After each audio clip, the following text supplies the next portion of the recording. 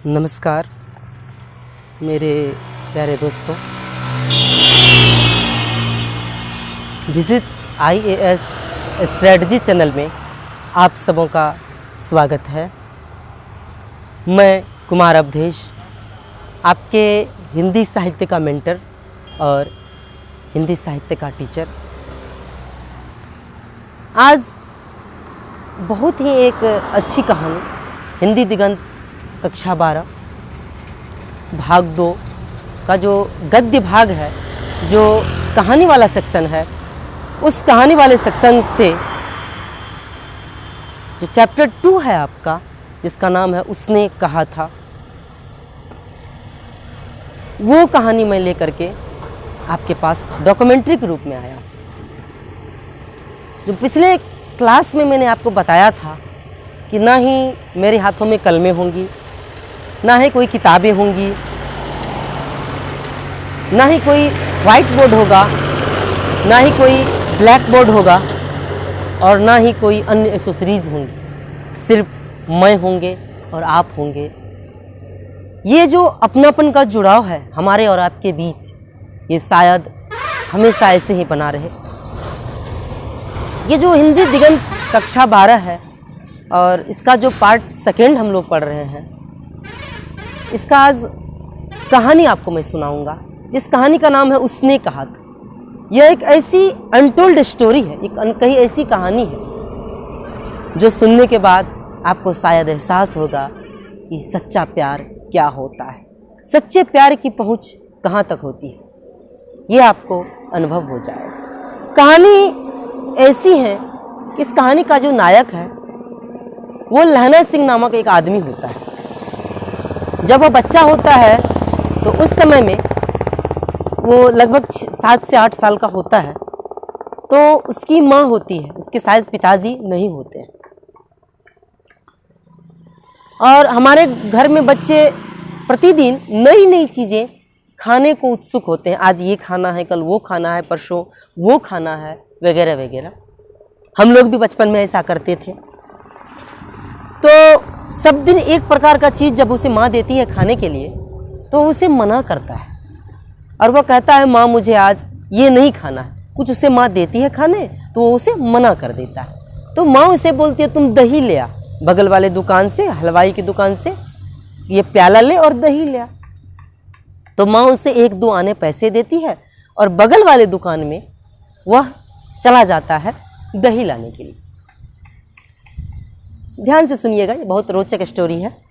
तो वो जो दही लाने के लिए जाता है, दही लेकर के वह जब वापस लौट रहा होता है, उस समय में एक लड़की उसे मिलती है जो लगभग 5-6 साल या 7 साल की है, उससे छोटी। मतलब लहना सिंह, या वो जो बच्चा था, बच्चा में लहना सिंह जैसा था, उस लहना सिंह से वो बच्ची छोटी थी, लगभग 3-4 साल कम।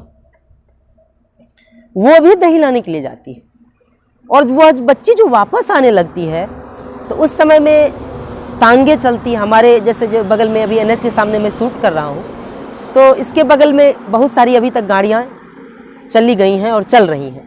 उस समय में इतनी गाड़ियाँ नहीं हुआ करती थी। टांगे चलते थे, घोड़े गाड़ी चलते थे, खच्चर चलते थे, हाँ टमटम चलते थे। तो उस ज़्यादातर टांगे चलते थे और वे टांगे बहुत ज़्यादा कम समय संकर रास्ता था, दोनों बगल बाजारें हुआ करती थी और बीच होकर के वो टांगे जाया करते थे। तो लोगों को चलने में, मार्केटिंग करने में, बाजार जाने में, छोटे छोटे मार्केट्स को जाने में भी प्रॉब्लम्स होती थी। तो वो जो बच्ची उस बाजार से, छोटी सी बाजार से जा रही थी दूध दही लेकर के, तो वह टांगे के नीचे चली आती है और लगभग टांगा उस पर चढ़ जाता, मतलब टांगे की जो पहिया थी उस बच्ची पे चढ़ जाती। उसी वक्त लहना सिंह की नज़र उस बच्ची पे पड़ जाती है और लहना सिंह उस बच्ची को बचा लेता है। लेकिन बच्ची को तो बचा लेता है, लेकिन बच्ची आई थी दही खरीदने के लिए और इसी आनन फानन में दही का प्याला गिर करके टूट जाता है और बच्ची रोने लगती है, क्योंकि बहुत छोटी होती है और वो सोचती है या तो घर पे डांट पड़ेगी या फिर दही मैं नहीं खा पाऊँगा, या बहुत सारी बातें बच्चे सोच लेते हैं तुरंत। तो यही कंडीशंस होते हैं तो लहना सिंह को उस पर बहुत दया आ जाती है। लहना सिंह भी के हाथ में भी दही का प्याला होता है। इसका प्याला सुरक्षित है क्योंकि यह गिरा नहीं था, पड़ा नहीं था, यह अच्छा से दही लेकर के वापस आ रहा था। तो ये लहना सिंह कहती है उस बच्ची से कि चलो कोई बात नहीं, टेंशन नहीं लेना है, प्याला टूट गया तो क्या हुआ, दही गिर गई तो क्या हुआ, ये तुम मेरा दही और प्याला ले लो। तो वह उसका आंसू यह पूछता है, वह बच्ची चुप हो जाती है, प्यार पा करके वह चुप हो जाती है, वह प्याला लेकर के चली जाती है। और जितना पैसा लेकर के वह बच्ची आती है दही लेने के लिए, वापस जाने टाइम में वह पैसा, शायद बचा हुआ जो पैसा होता है वह गिर जाता है। उसे मामा जी से डांट भी खानी पड़ती है उस बच्ची को, लेकिन वह चीज़ बच्ची नहीं भूलती। यही इस कहानी में दिखाया गया है, एक सच्चे प्यार को। और दूसरे दिन फिर लहना सिंह उस बच्ची से मिलता है क्योंकि वह उसके पड़ोस में ही रहती है, क्योंकि उसके पड़ोस में उसके मामा जी रहते हैं, उससे अपने नानी के यहाँ वो बच्ची रहती है और लहना सिंह अपने घर पे रहता है। तो एक दिन लहना सिंह उससे पूछता है, तेरी कुड़माई हो गई? कुड़माई का मतलब होता है जैसे कि हमारे समाज में, हम लोगों के संस्कार में छेका होता है, तिलक होता है, उसी प्रकार उस समय भी सिख में, और शायद अभी भी होता होगा, कुड़माई होती है। कुड़माई का मतलब एक ऐसा रस्म जो शादी से पहले किया जाता है, और इस रस्म के होने के बाद, इस रस्म के हो जाने के बाद क्या कोई लड़का, क्या कोई लड़की किसी दूसरे अन्य जगह पर शादी नहीं कर सकती। वह छेका जाता है, मतलब कि वह हमारे अंडर हो जाता है, या उसका हम तिलक कर लेते हैं, तो वह एक ये हो जाता है उसके मन में, अब शादी यही करनी। तो इसी को हम कुड़माई बोलते हैं। तो ये लहना सिंह उससे पूछता था कि तेरी कुड़माई हो गई? वह बच्ची छोटी थी, लेकिन वह कुड़माई का अर्थ समझती थी। उसे शर्म आ जाती है और वह धत से इसका जवाब देता है, बोलती है धत। धत का मतलब मेरी कुड़माई नहीं हुई, और तुम जो इसे पूछ रहे हो ये शर्म की बात है। वापस लहना सिंह चला जाता है, फिर अपने खेल कूद में मस्त हो जाता है, बार बार मिलता है। एक दिन की बात है, वो लड़की वापस अपने घर को चली जाती है।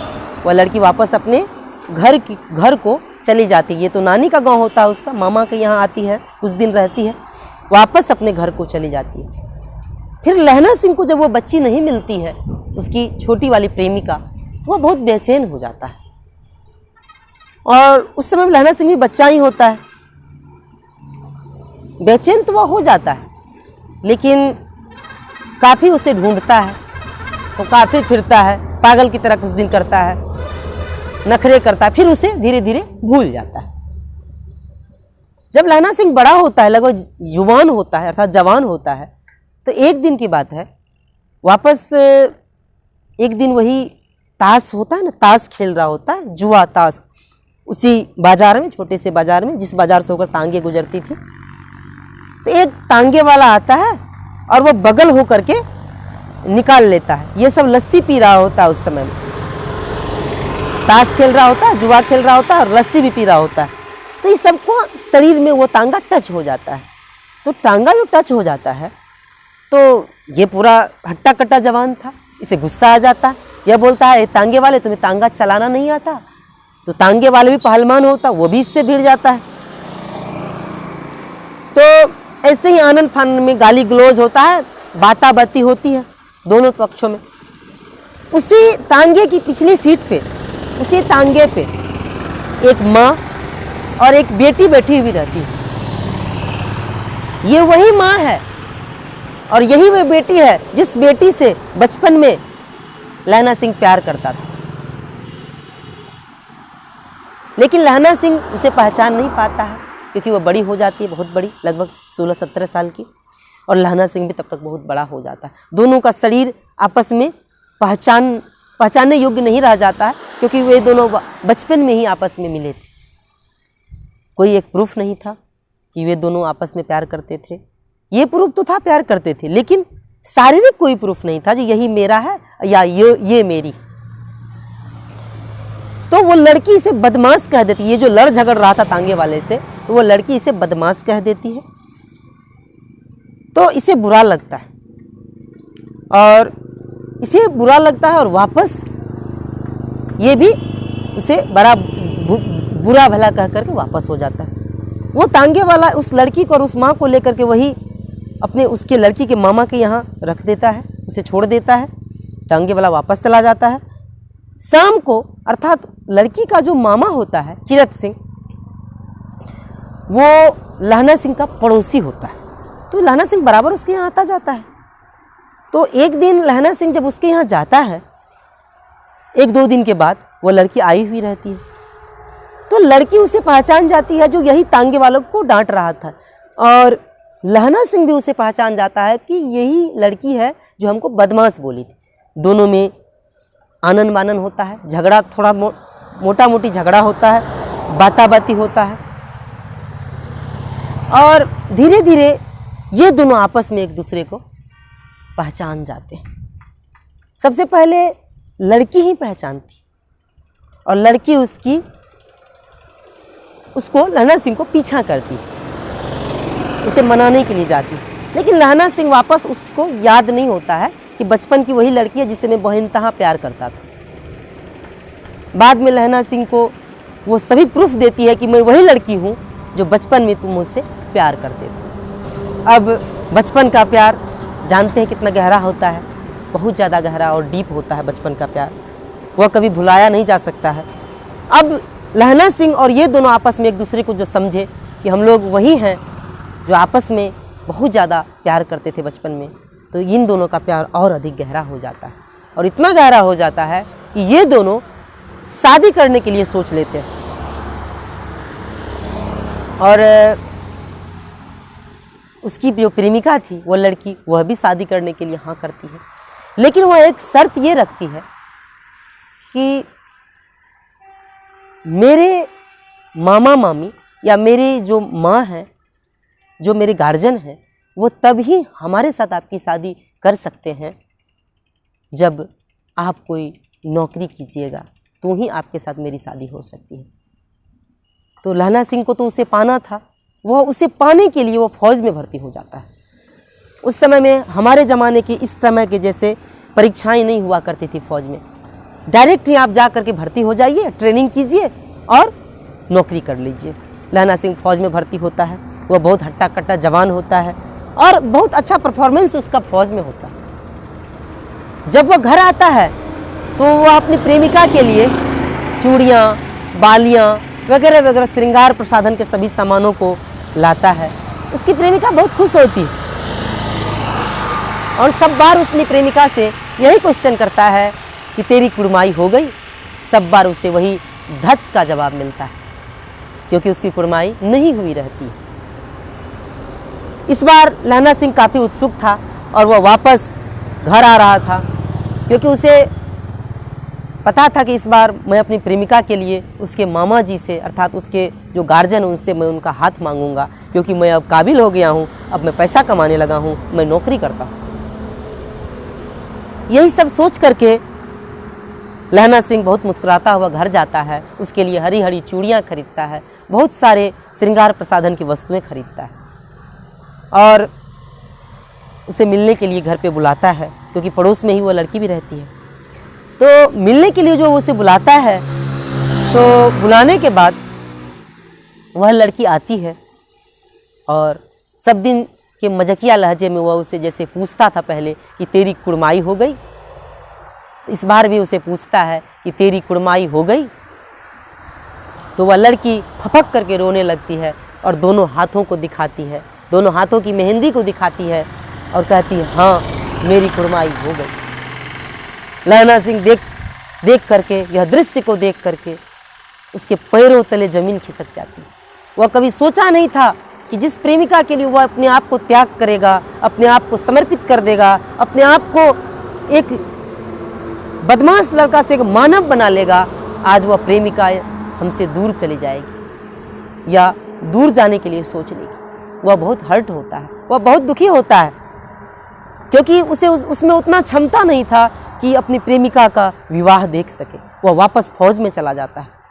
वह भारत माँ को अपनी माँ समझ बैठता है और इस देश के समस्त वासी को अपनी प्रेमिका अपना प्रेमी समझ बैठता है, उसे दुनिया से मोह टूट जाता है, वह काफ़ी दुखी रहने लगता है और उस दुखी के साथ साथ अपने देश के साथ वह कभी भी गद्दारी के लिए नहीं सोचता है, वह अपने कर्म में सदा तत्पर रहता है। इसका मतलब ये हुआ, देश के पीछे गद्दारी का मतलब ये हुआ, जो उसे दुख तो हुआ लेकिन उन्होंने अपनी नौकरी में अपना जो उसका काम था उसमें कभी भी उसने कोताही नहीं की। धीरे धीरे समय बीतता है और इसकी प्रेमिका की शादी उसी से हो जाती है जो इसका फौज में सीनियर हेड होता है, अर्थात वजीरा सिंह से इसकी शादी होती है जो इसका सीनियर पदाधिकारी फौज में होता है। एक बार सीमा पर जंग छिड़ती है और सभी फौजियों को वहाँ जाने का निमंत्रण होता है। लहना सिंह भी छुट्टी में घर आया हुआ था माँ के पास। उसी समय इसे भी खबर आती है कि फौज को बुलाया जा रहा है सीमा पर जंग के लिए। तो उस समय में हमारे देश में जितना अभी पुलिस के पास, फोर्स के पास, फौजियों के पास, आर्मीज के पास गाड़ियां हैं, सुविधाएं हैं, उस समय में नहीं हुआ करती थी। स्पेशल गाड़ियां हैं, उस समय में नहीं हुआ करती थी। उस समय में ट्रेन के द्वारा, सरकारी ट्रेनों के द्वारा या फिर सरकारी बसों के द्वारा हमारे फौजी लोग जाया करते थे। बहुत सुविधाएं बहुत कम थी, बहुत सीमित थी। तो रेलवे स्टेशन पे एक ट्रेन बुक किया जाता है फौजियों के लिए। फौजियों के लिए एक ट्रेन बुक किया जाता है और उस पर सिर्फ फौजी ही उस एरिया के चढ़ते हैं और सूबेदार जो होते हैं हजारा सिंह, वह इन सबों का हेड होता है। वहाँ पर सभी फौजियों की पत्नियाँ, सभी की बहन, सभी की माएँ अंतिम विदाई देती है उस स्टेशन पे, रेलवे स्टेशन पे। उस विदाई में सूबेदार हजारा सिंह की पत्नी अर्थात लहना सिंह की पहली वाली प्रेमिका भी रहती है अपने पति को विदाई देने के लिए। लहना सिंह के पास तो उसकी माँ होती है, उसकी तो कोई पत्नी होती नहीं है, उसकी माँ उसको विदाई देती है। सूबेदार हजारा सिंह को उसकी पत्नी सूबेदार ने अर्थात लहना सिंह की प्रेमिका विदाई देती है। उसी क्षण विदाई देते समय, लड़ाई में जाते समय उस प्रेमिका की नज़र लहना सिंह पे पड़ जाती है। तो वह बहुत खुश होती है और नाखुश भी होती है, दोनों प्रकार का भाव यहाँ पर है। और उसे बुलाती है और कहती है कि लहना, तुम अपना ख्याल रखना, फौज में जा रहे हो, लड़ाई में जा रहे हो, वहाँ से बहुत कम उम्मीदें होती हैं बच करके आने की, और हमारे सरकार के पास सुविधाएं कम हैं, सेनाएं कम हैं। तो यदि तुम जा रहे हो ना, तो अपना ख्याल रखना और उनका भी, मतलब तुम अपना ख्याल तो रखना ही और उनका भी, अर्थात मेरे पति का, अर्थात सूबेदार जी का। लहना सिंह उसे हृदय से उस बात को लेता है उस अपनी प्रेमिका की बात को, और वापस वो दोगुने जोश और जुनून के साथ जंग के लिए, लड़ाई के लिए सीमा पर चला जाता है। जंग शुरू होती है। जंग बहुत भयंकर होती है। हमारे देश से सैनिक बहुत कम होते हैं, सैनिक की टुकड़ी होती है, और उधर से विपक्ष से सैनिक की संख्या बहुत ज़्यादा होती है। फिर भी लहना सिंह की बहादुरी के कारण, लहना सिंह के एक जोश और जुनून के कारण, उसके जज्बा के कारण, देश प्रेम के कारण ये सभी 15 होते हैं और उधर से ये 85 सैनिक को मार देते हैं। और एक तरह से कहिए तो विजय इन्हीं सब की होती है। अंत में एक जर्मन तोप आकर के, जर्मन तोपों का सैलाब उमड़ता है उधर से, और उस समय क्या होता है, हजारा सिंह को एक तोप लगती है इस बाएं जांघ में,